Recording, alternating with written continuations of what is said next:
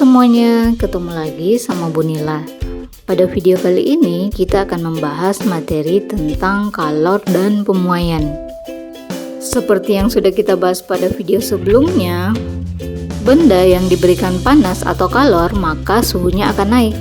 Benda yang suhunya naik maka akan mengalami pemuaian.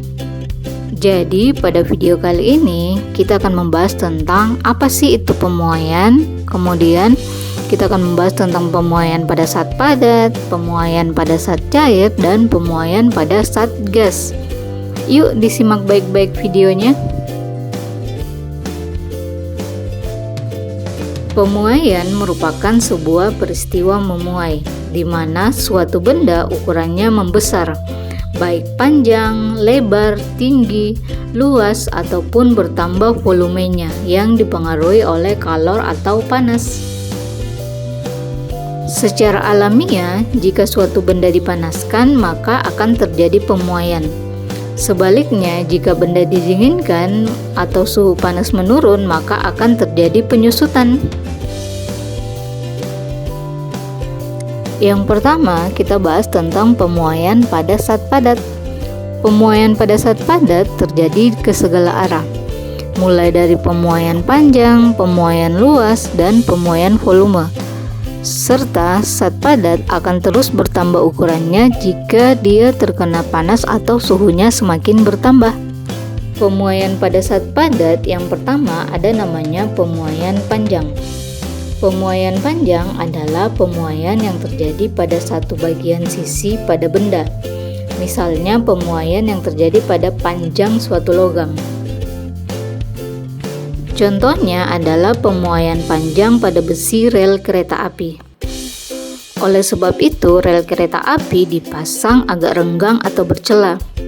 Hal ini dilakukan agar besi tersebut tidak bengkok jika terjadi pemuaian pada siang hari atau pada saat udara sangat panas. Contoh kedua adalah pemasangan pada kabel listrik. Kalau kalian perhatikan, kabel listrik itu dipasangnya agak kendur atau agak longgar. Mengapa hal ini dilakukan? Seperti yang sudah kita bahas di awal tadi, bahwa benda yang kena panas atau benda yang suhunya naik, maka dia akan terjadi pemuaian. Sedangkan jika suhunya turun, maka terjadi penyusutan. Begitupun pada kabel listrik. Dipasang agak longgar agar pada saat udara dingin atau pada malam hari, kabel listriknya tidak putus saat dia menyusut. Selain pemuaian panjang, saat padat juga mengalami pemuaian luas. Pemuaian luas adalah pemuaian yang terjadi pada kedua arah sisi-sisi benda.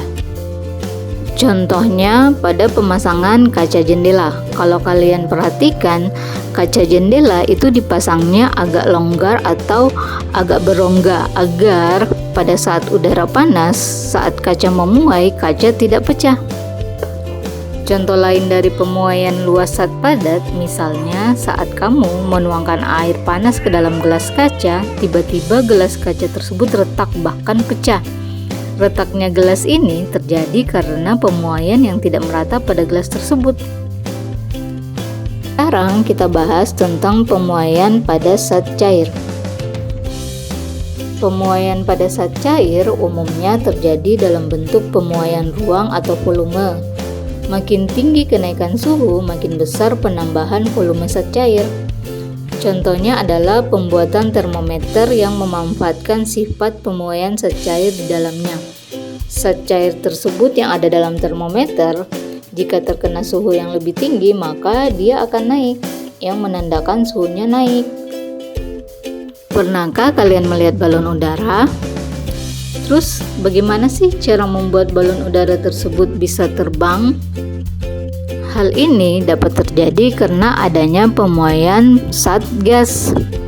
Jika gas dipanaskan, maka dapat mengalami pemuaian volume dan dapat juga mempengaruhi perubahan tekanannya.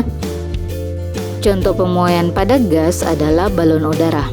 Balon udara dapat terbang karena udara atau gas yang ada pada balon itu dipanaskan. Saat udara atau gas pada balon dipanaskan, maka dia akan memuai, volumenya bertambah banyak dan tekanannya juga akan semakin naik.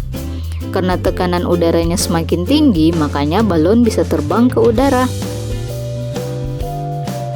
Demikianlah materi kita untuk hari ini, semoga bermanfaat. Sampai jumpa pada materi di video berikutnya.